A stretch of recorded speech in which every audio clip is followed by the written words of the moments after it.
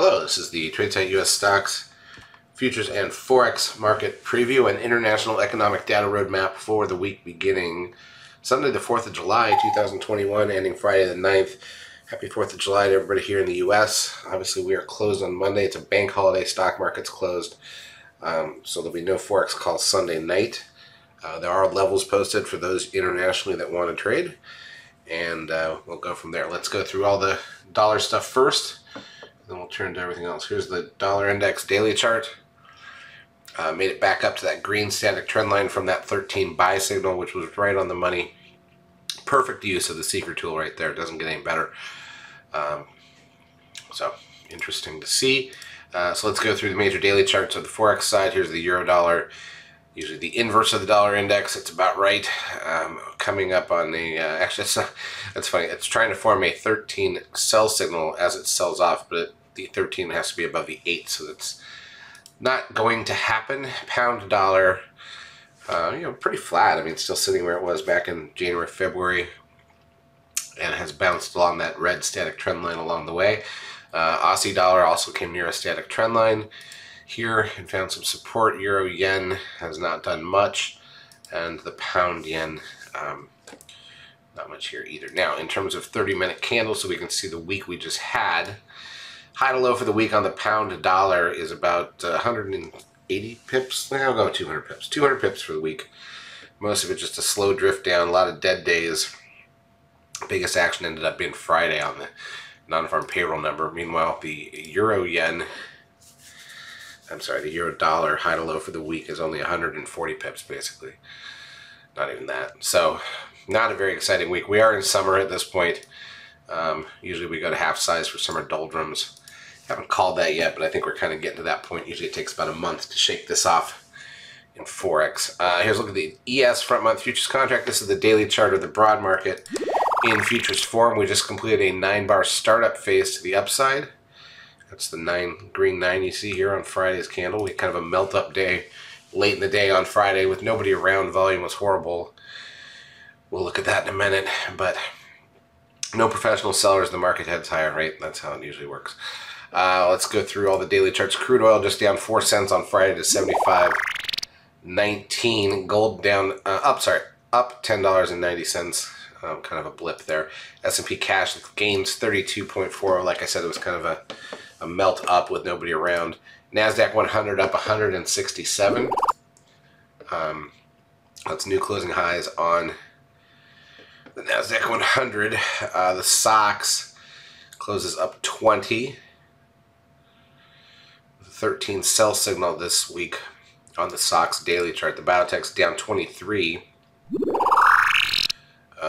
Kind of never quite got to highs there. The Russell 2000 also down 23. Kind of looks like a blip there. This thing's been stuck in range for quite a while, most of the year so far. The VIX down 41 cents to 1507. That's the lowest close on the VIX since COVID started. Think about that.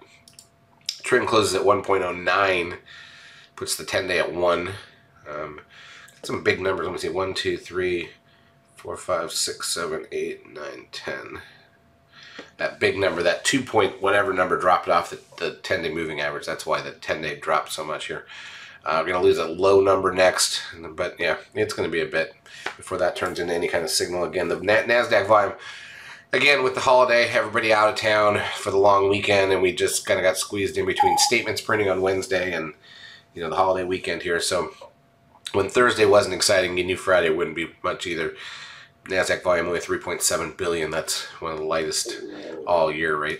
Advanced decline ratio on the NASDAQ was negative 875. So way more stocks down than up on the NASDAQ side, even though the NASDAQ was up 152. That's kind of interesting. What's also interesting is that the stocks that were up, the stocks that were down, you got so many stocks down, but the big ones, as you'll see in a minute, were basically all up. That's why the NASDAQ's up 152. It was basically just buy the FANG stocks type of day. On the New York, advanced decline ratio pretty much flat, plus 66. So here it is. Google up 56.26, new closing highs in Google. Apple up $2.69. Not new closing highs, but finally getting there for the first time in a while. Netflix up 44 cents. That has not done much in months. Amazon up $78 and penny. Finally getting near highs on Amazon. Tesla up 98 cents. Facebook up 31 cents. It's kind of a blip, but it is near highs. Did that take us to, let's see if I got a projection mode on this one. Yeah, so we're now 12 candles up. It erased a new startup phase. Interesting. We're now 12 candles up. So I'm about to get a sell signal on the daily chart of Facebook. One more update will do it. Zoom up $2.41. Goldman Sachs down 83 cents. TLT, the 20-year bond ETF, up at 87 cents. The Dow is up 152. Bitcoin's at 33,000 and change as I do this. And now let's go back to the ES and look at the intra-day action during the week. So here's the 10-minute chart or candles. And as you can see, Monday, small gap up, flat most of the day, pushed up a little bit late. Tuesday, gapped up, came back, filled the gap, closed right where we had closed the day before. Wednesday, basically also flat, and closed really impossible flat. Remember, that's statement printing day right there, right? So at that point, you're only up a tiny amount for the week, like 12 points on the S&P. Nothing had happened. And then Thursday, the small gap up and the drift higher. And then Friday, the little bit bigger gap up. And then the real drift higher as everybody's gone. So it is what it is. Ends up with a big positive week on the S&P. 2 of the days, Thursday and Friday, were the up days. Same thing on the NASDAQ here. So it's post statements that were up, but it's on very light volume. So does that mean this is the new thing that we're looking at for the third quarter, the second half of the year, and the third quarter and beyond? Don't know yet. We'll see. I think this next week's going to be much more important in telling, in determining what's going to be happening here for a while. In terms of economic data, let's go through that really quick.